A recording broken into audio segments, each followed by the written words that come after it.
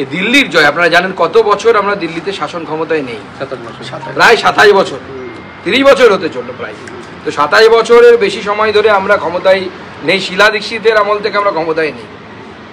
মানুষ এই যে প্রলোভন, ফ্রি বীজ, তাদের প্রলোভনে পড়েনি, কিন্তু মানুষ বেছে নিয়েছে যে ফ্রি বীজ তো বিজেপিও দেবে, কিন্তু সেটা ফ্রি বীজের মতো না, মানুষকে যাতে আত্মনির্ভর করা যায়, মানুষকে যেন আগামী দিনে নিজের পায়ে দাঁড় করানো যায়, তার জন্য মাননীয় প্রধানমন্ত্রীর নেতৃত্বে করাপশন ফ্রি গভর্নমেন্ট, দুর্নীতিমুক্ত গভর্নমেন্ট, তার জন্য মানুষ রায় দিয়েছে।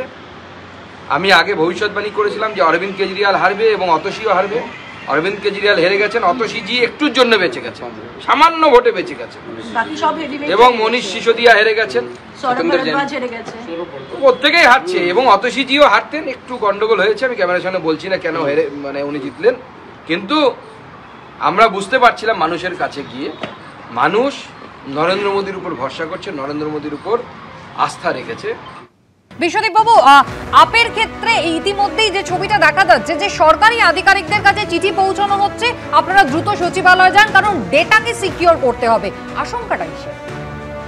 না, এটা একটা প্রসিডিওর আর কি, মানে আমরা চাইছি যাতে যায় কোনো কিছু যদি ইস্যুস থাকে সেখানে আমরা ডিক্লারেশন দিয়ে দেবো আর কি, ওই জন্য আমরা চেয়েছি। আর এই চিঠিটা সম্বন্ধে আরও কিছু আমাদের কাছেও তথ্য সেই অর্থে নেই, জেনে আমরা আরও ডিটেলস বলতে পারি। তার আগে একটু বলে দিই যে দেখুন, আজকে আমরা যতগুলোই হোক, আজকে সাধারণ জনগণ, দিল্লির জনগণ আমাদের একটা জায়গা দিয়েছে, এবং নো ডাউট বিজেপি একটা বিশাল বড় স্ট্রং দল, এবং তার সাথে কিন্তু আমরা লড়াই করেছি এবং পজিটিভলি লড়াই করেছি। বিজেপিরা সমস্ত তন্ত্র ব্যবহার করেও আমাদেরকে চেয়েছিল আটকাতে, কিন্তু লড়াই তো করারই কথা।